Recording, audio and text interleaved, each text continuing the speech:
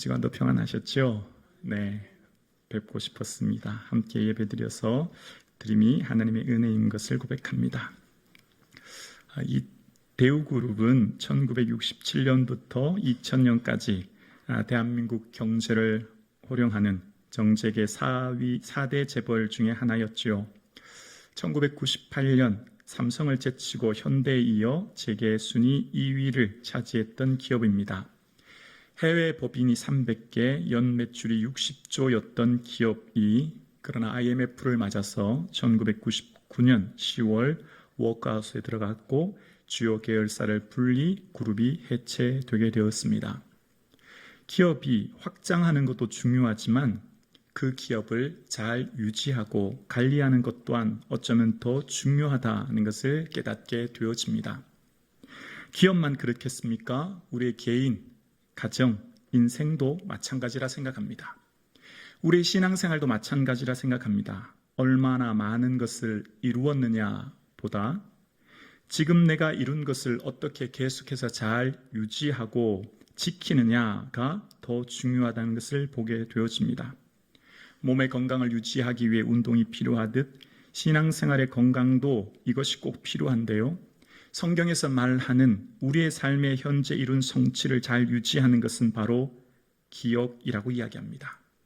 성경에서는 지금까지 이루어진 모든 것이 하나님의 은혜임을 기억하고 그 기억의 기초에서 오늘의 삶을 사는 것이 얼마나 중요한가라고 하는 것을 맥주감사주의를 지키는 우리에게 말씀합니다. 오늘 본문 출애굽기 23장 16절에 보면 출애굽기에 등장하는 맥주절을 이렇게 설명합니다. 맥주절을 지키라. 이는 내가 수고하여 밭에 뿌린 것의 첫 열매를 거둠이니라 라고 이야기합니다. 밀수확을 마친 후에 첫 열매를 하나님 앞에 드림으로 모든 사람들이 하나님의 은혜를 기억하라는 것입니다. 절기를 지키면 절기가 나를 지켜줍니다. 절기에 하나님의 은혜를 기억하고 하나님께 나아가면 그 절기를 통해 절기가 우리의 인생을 지키는 겁니다. 하나님의 은혜를 기억하고 예배 드리면 예배가 내 인생을 지켜줍니다. 아멘이십니까? 이제 그 이유를 살펴볼까요? 출애굽기 23장의 배경은 이렇습니다. 이스라엘 백성이 애굽에서 나온 지 이제 한 3개월밖에 되지 않습니다. 이제 얼마 되지 않았죠.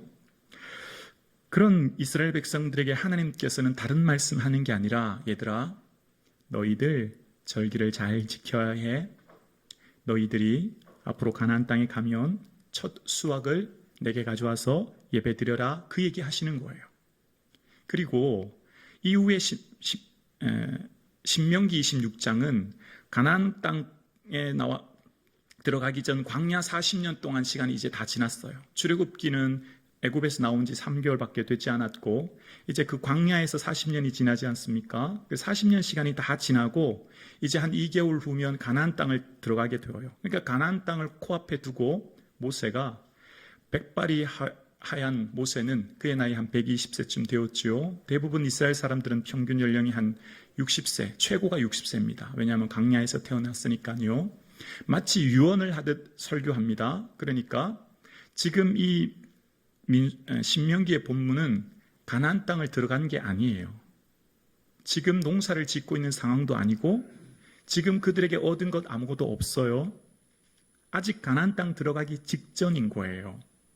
모압 평야에서 이제 곧 가나안 땅을 들어갈 이스라엘에게 모세는 설교하기를 1절과 2절입니다. 내 하나님 여호와께서 내게 기업으로 주어 차지하게 하실 땅에 들어가서 거기에 거주할 때에 2절이요. 내 하나님 여호와께서 내게 주신 땅에서 그 토지의 모든 소산의 만물을 거둔 후에 그것을 가져다가 광주리에 담고 내 하나님 여호와께서 그의 이름을 두시려고 택하신 그곳으로 그것을 가지고 가서라고 이야기합니다. 첫 번째 시작하는 주어가 내 하나님 여호와입니다. 주어가 하나님이에요. 너무너무 중요해요. 3번 반복해서 얘기하는 것이 바로 하나님이 너희들을 가나안 땅에 들어가게 하실 그때에 얻은 소산을 하나님께 드리라는 거예요. 하나님이 주셨고 하나님께 드리는 거예요. 여기서 주어가 하나님이에요. 내가 이룬 게 결코 아닙니다. 내가 성취한 것도 아니에요. 내 공로는 없어요. 다 하나님이 하신 거예요. 그리고 이 3절의 첫 번째 감사할 내용은 그때 제사장에게 나아가서 그에게 이르기를 내가 오늘 당신의 하나님 여호와께 아뢰나이다. 내가 여호와께서 우리에게 주시겠다고 우리 조상들에게 맹세하신 땅에 이르렀나이다 할 것이요 라고 이야기합니다.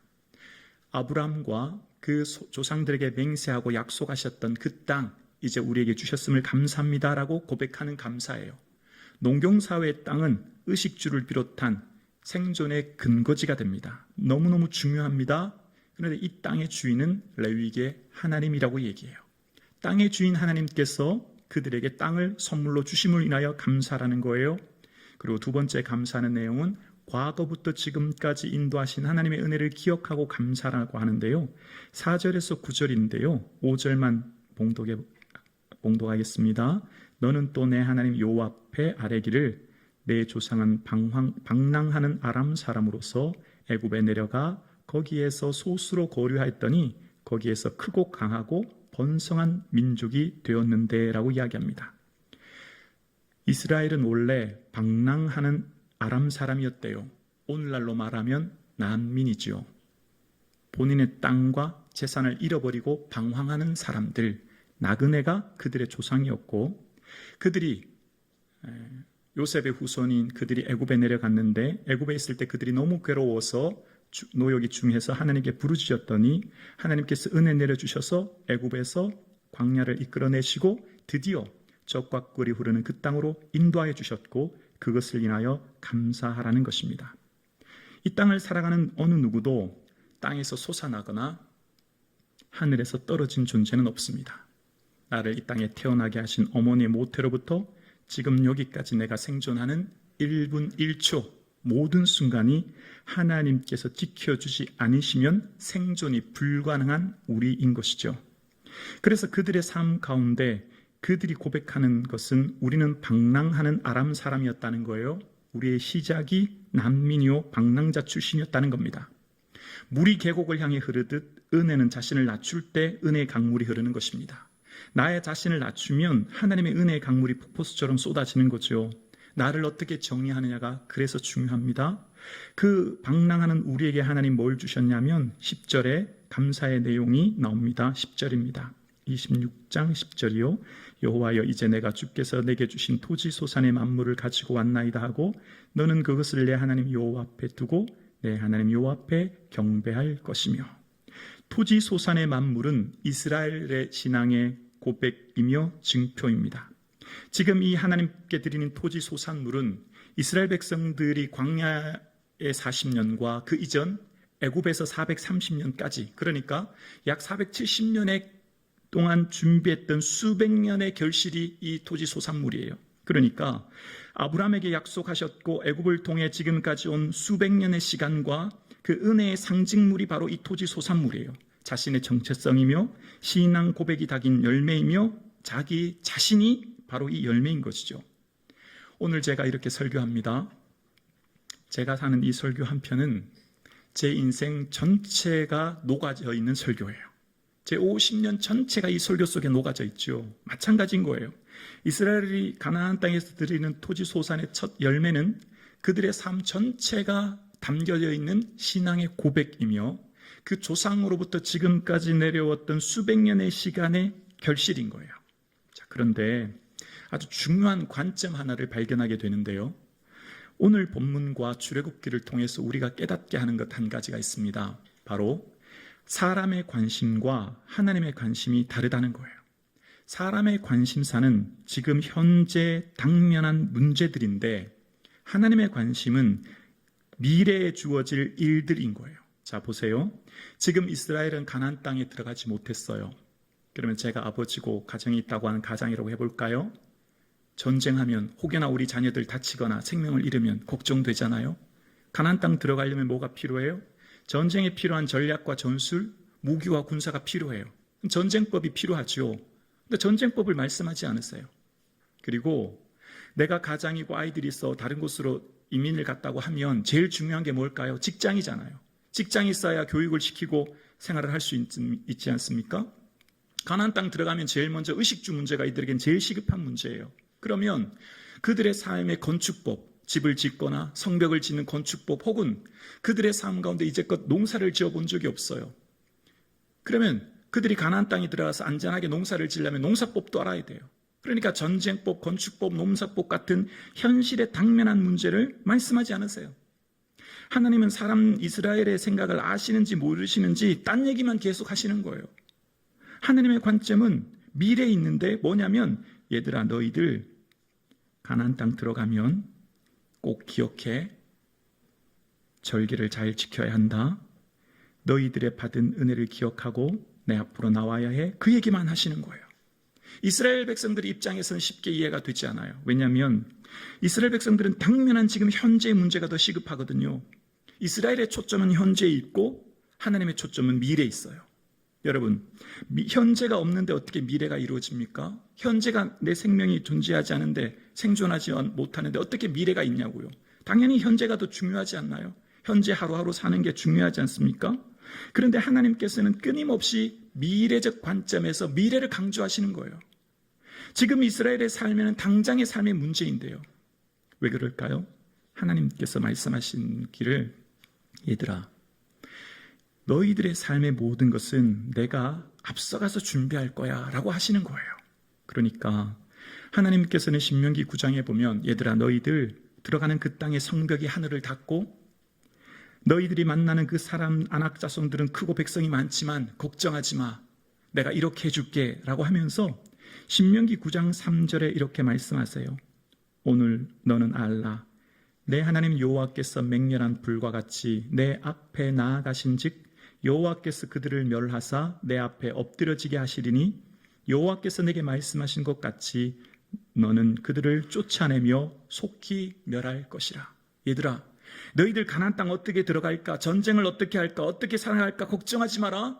내가 먼저 앞서가서 너희들의 길을 열어주어서 너희들이 그들을 다 쫓아내게 될 거야 라고 말씀하시는 거예요. 그래서 하나님께서는 당면한 현재의 문제를 하나님 해결해 줄 거니 미래의 삶을 늘 생각하라 라고 말씀하시는 거예요. 오늘 2부 예배 드리시는 사랑하는 성도님, 여러분의 건강이 걱정되지 않으세요? 미래 노후가 염려되지 않으세요? 자녀들의 대학, 취업, 진로, 결혼 걱정되지 않으세요? 지금 현재 걱정하고 염려되는 것들, 여러분 삶을 힘들게 하는 것들이 무엇입니까? 당장의 생존을 위해, 의식주를 위해 필요한 것들이 얼마나 많아요. 그런데 하나님께서는 끊임없이 강조하시기를 미래, 즉 너희들의 삶의 믿음을 점검하고 그 믿음 속에 하나님의 은혜를 기억하라라고 이야기합니다. 왜 그럴까요? 믿음을 잃으면 전부를 잃어버립니다. 믿음을 잃어버리면 모래성 위에 쌓은 성과 같습니다. 믿음을 잃어버리면 헛된 종말을 맞이하게 됩니다. 자, 하나님께서 왜 그토록 미래를 강조하셨고 왜 그토록 가나안 땅에서 나를 기억하라고 하셨는지 우리가 알 수 있는 이유가 있어요. 왜 하나님이 그토록 가나안 땅에 들어간 이후 미래를 강조하셨는지 알 수 있는 대목이 있는데요. 그것은 우리가 말씀을 통해 알게 되는데요. 사사기 2장 8절에 여호수아의 죽음 이후를 보면 알 수 있어요. 사사기 2장 8절에 보면 이렇게 말합니다. 매우 충격적인데요. 여호와의 종 눈의 아들 여호수아가 110세의 죽음에 무리가 그의 기업의 경내 에브라임 산지 가스산 북쪽 딥낫 헤레스의 장사였고 그 세대의 사람들도 다 그 조상들에게로 돌아갔고 그 후에 일어난 다른 세대는 여호와를 알지 못하며 여호와께서 이스라엘을 위하여 행하신 일도 알지 못하였더라. 11절이요. 이스라엘 자손이 여호와의 목전에 악을 행하여 바알을 섬기며. 여러분, 이스라엘 백성들이 가나안 땅 들어가서 가나안 땅 정령하는데 한 7년 정도 걸려요. 그리고 여호수아가 드디어 죽게 돼요. 수십 년, 수백 년이 지난 것도 아니에요. 여호수아가 죽자마자 무슨 일이 생겼냐면 다른 세대가 일어나서 하나님을 알지 못했고 더 비극적인 것은 그들의 삶 가운데 하나님이 여기까지 인도하셨고 하나님이 먹이셨고 하나님이 입히신 그 모든 것을 잊어버리고 바알을 섬긴 겁니다. 정말 기가 막힙니다. 어떻게 이런 일이 있을 수 있냐? 그들의 수백 년 동안 지키고 보호하여 주시고 인도하신 분은 전적인 하나님의 은혜였고 하나님이 이곳에 오게 하셨는데 하나님의 은혜를 새까맣게 잊은 거예요. 말씀을 읽으면 정말 어떻게 이럴 수 있나 충격적인 말씀을 보게 되어요. 여러분, 우리의 삶의 염려는 예를 들어 경제적인 염려를 볼까요? 대부분 우리가 하는 염려는요, 절대적인 빈곤일 가능성은 거의 없어요.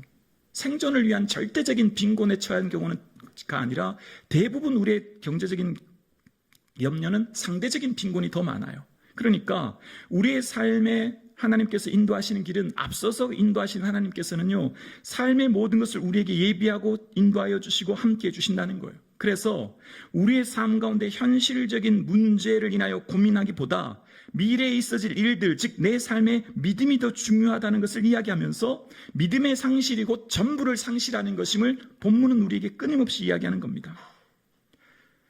지난 한 주간 잘 보내셨죠? 많이 바쁘셨죠? 주일 예배 오시기까지 얼마나 힘드셨어요?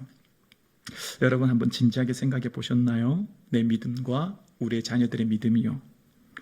목사님 아들 대학 잘 다니고 직장 잘 다니고 결혼해서 애들 잘 낳고 살고 있는데요. 맞습니다. 그런데 그분들의 믿음은 어떤지요?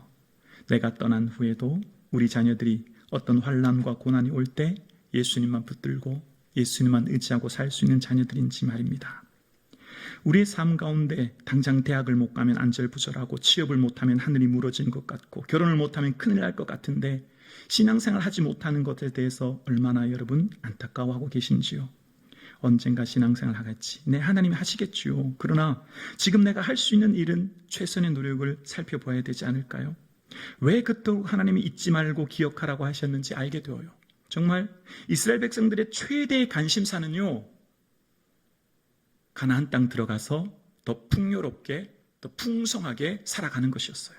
이스라엘 백성들의 최대의 관심사는요, 가나안 땅 안전하게 들어가서 평안하게 행복하게 사는 것이었어요. 그런데 무슨 일이 일어났습니까? 가나안 땅 들어가자마자 수십 년, 수백 년이 지난 것도 아니에요. 여호수아가 죽자마자 순식간에 그들의 삶의 전부를 잃어버립니다. 470년 인도하신 하나님의 공든탑이 한순간에 무너져 버립니다. 믿음의 성장은 더딥니다. 그러나 믿음이 무너지는 순간은 한순간이에요. 믿음이 자라기는 얼마나 어려운지 몰라요. 그러나 믿음을 잃어버리는 것은 잠깐이에요. 기도하는 것이 얼마나 어려운지 몰라요. 그러나 시험에 두는 것은 순식간이에요. 우리의 삶 가운데 정말 중요한 것은 현재의 삶을 충실히 살아가면서 끊임없이 내일을 바라보며 미래를 바라보며 다가올 하나님 나라를 바라보며 사는 거예요. 주님의 초점이 그래서 미래에 있는 거예요. 우리의 초점은 언제나 현재 내가 얼마나 더 소유할지, 더 높아질지, 더 가질지에 관해서 우리의 초점은 소유에 관해 있지만 하나님의 관점은 유지에, 즉 미래에 있는 거예요. 그 받은 복, 그 받은 은혜 잘 유지하고 잘 지켜서 나아갈 수 있도록. 여러분, 우리가 얼마나 가져야 더 행복할까요? 우리의 욕심은 끝이 없어요. 키가 3m 넘는 사람 없지만 욕망은 수천 수만 킬로일 것입니다. 끝이 없죠. 사람은 천하보다 큰 존재예요. 천하를 채워도 채워지지 않는 존재가 사람입니다. 오직 예수님으로만 채워지는 거예요. 예수님으로만 만족하는 거예요. 예수님 안에 있을 때 참된 자족과 기쁨을 누리게 되죠. 세상을 끌려가는 게 아니라 세상을 끄는 자로, 흉내내는 자가 아니라 모방하는 자가 아니라 나의 삶을 살아가는 자로 사는 거죠. 그래서 하나님께서 끊임없이 말씀하시기를, 얘들아 너희들의 삶에 기억해 익숙함을 벗어버려라. 토지 소산물 가지고 올 때마다 하나님 은혜를 기억해야 돼. 네 힘으로 한 게 아니야 라고 끊임없이 말씀하는 거예요. 익숙함은 어떻게 될까요? 당연해져요. 여러분, 오늘 한 번에 예배 드리는 건요, 예배가 익숙해지면 어떻게 될까요? 당연해요. 주일이면 그냥 와서 예배 드리지요. 당연하면 어떻게 될까요? 기대가 없어져요. 소망이 없어져요.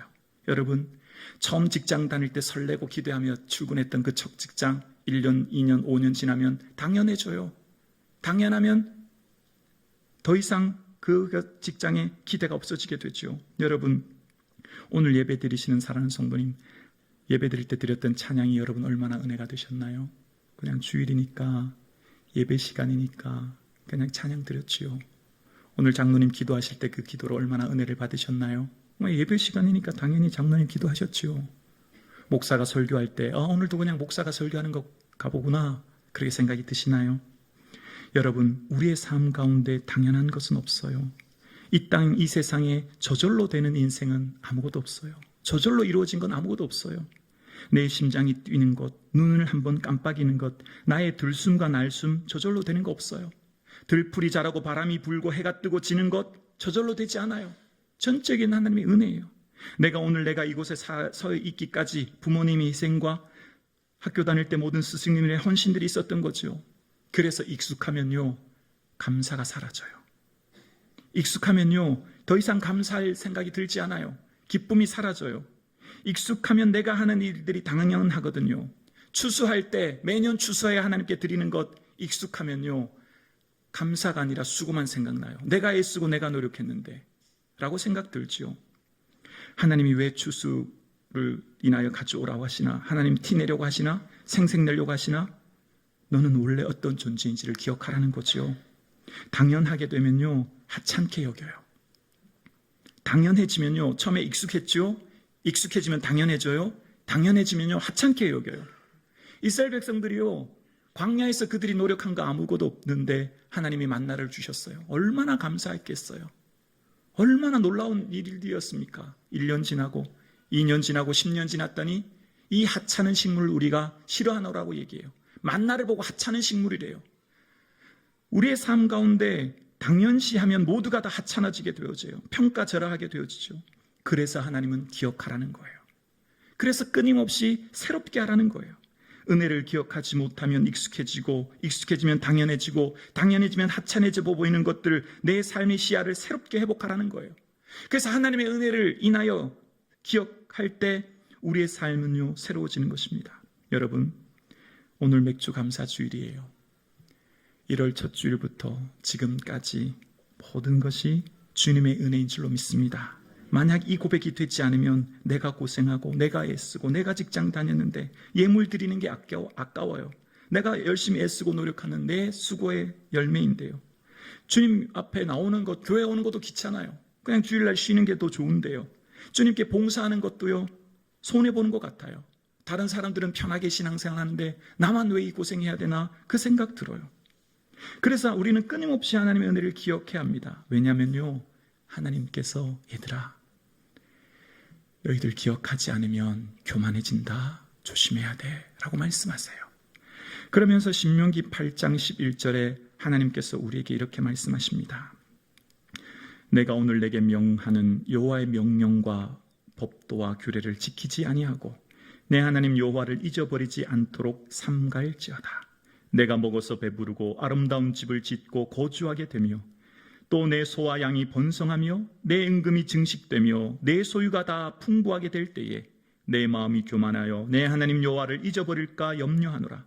여호와는 너를 애굽 땅 종되었던 집에서 이끌어내시고 너를 인도하여 그 광대하고 위험한 광야 곧 불뱀과 전갈 있고 물이 없는 간주한 땅을 지나게 하셨으며 또 너를 위하여 단단한 반석에서 물을 내셨으며 내 조상들도 알지 못하던 만나를 광야에서 내게 먹이셨나니 이는 다 너를 낮추며 너를 시험하사 마침내 내게 복을 주려 하심이니라.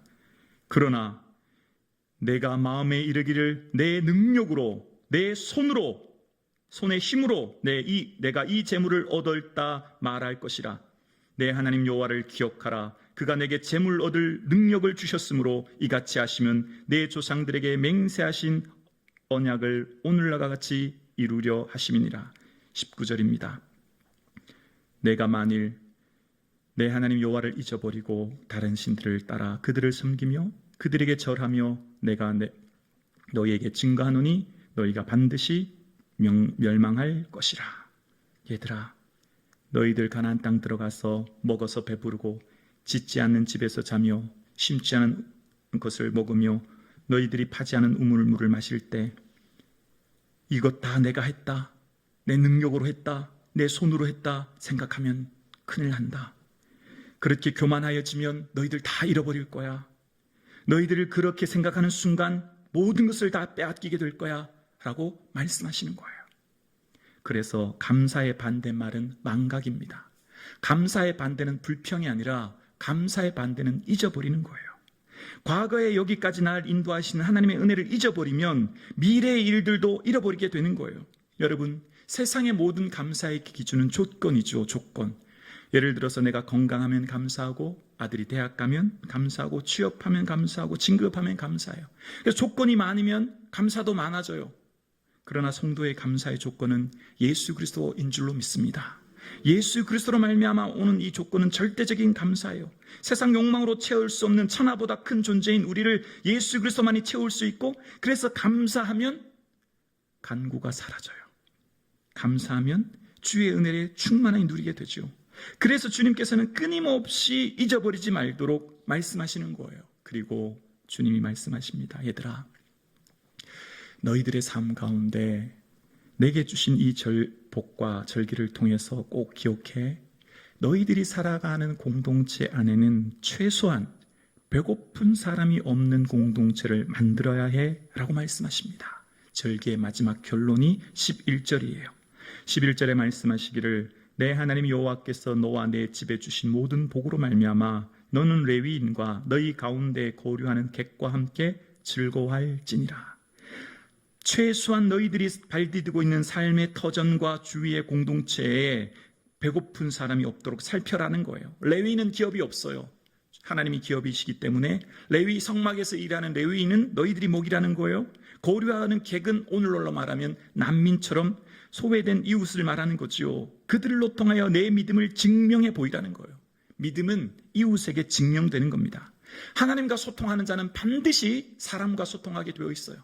하나님과 함께하는 사람은 반드시 이웃을 통해 그 믿음이 드러나게 되어 있는 것이죠. 2023년 7월 2일 대한민국에 사는 우리에게 하나님은 왜 맥주절을 지키라 하실까요? 하나님 우리의 재물이 필요해서일까요? 하나님 우리의 시간이 필요해서일까요? 바쁜 우리에게 왜 절기를 지키라고 말씀하실까요?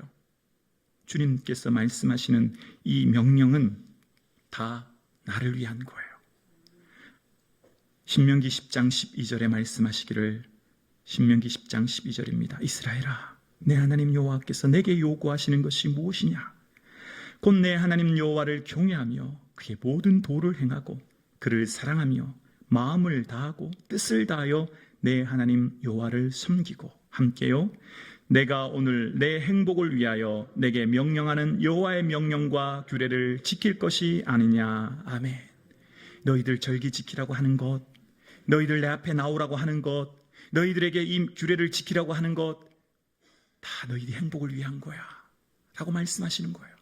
우리는 당장 통장 잔고가 늘어나고 아이들이 취업하고 진급하면 행복할 것 같은데, 하나님은 그런 차원보다 한 차원 더 높은 것을 말씀하시는 겁니다. 여러분, 얼마나 더 가져야 행복할까요?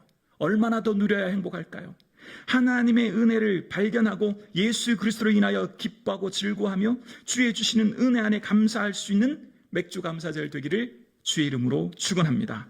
그래서 하나님의 은혜를 기억하며, 나의 나된 것은 주의 은혜를 기억하며 매 순간 살 때 주의 풍성한 은혜가 펼쳐질 것을 말씀하시기에, 오늘 저와 여러분 주의 은혜를 기억하는 시간 되기를 주의 이름으로 축원합니다.